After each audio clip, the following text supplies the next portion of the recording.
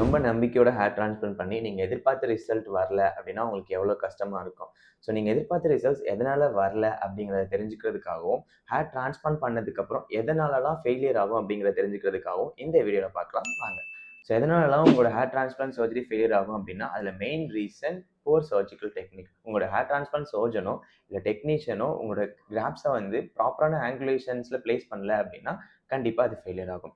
அதுக்கப்புறம் மெயினாக ஓவராக கிராப்ஸ் வந்துட்டு பிளேஸ்மெண்ட் பண்ணுறது. லைக் நீங்கள் நிறைய டென்சிட்டி கொடுக்கணும் அப்படிங்கிறதுக்காக நிறையா ரொம்ப பக்கத்தில் வைக்கிறதுனால அதனாலேயும் ஃபெயிலியர் ஆகிறது சான்சஸ் நிறையா இருக்குது.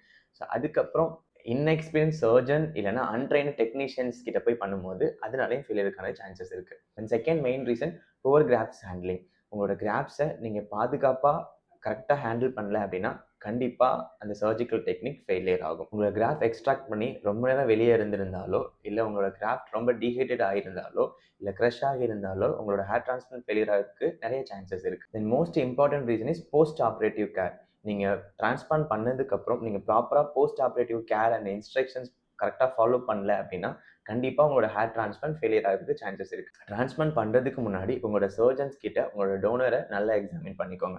உங்களோட டோனர் ரொம்ப போராவோ இல்லை ரொம்ப தின்னாவோ இருந்தால் உங்களோட ஹேர் டிரான்ஸ்பிளான்ட் ஃபெயிலியர் ஆகிறதுக்கு நிறைய சான்சஸ் இருக்குது. உங்களோட சர்ஜன்ஸ் அட்வைஸ் பண்ணுற மினாக்சில் அண்ட் ஃபினாஸ்டைட் மெடிகேஷன்ஸை ப்ராப்பராக எடுத்துக்கோங்க.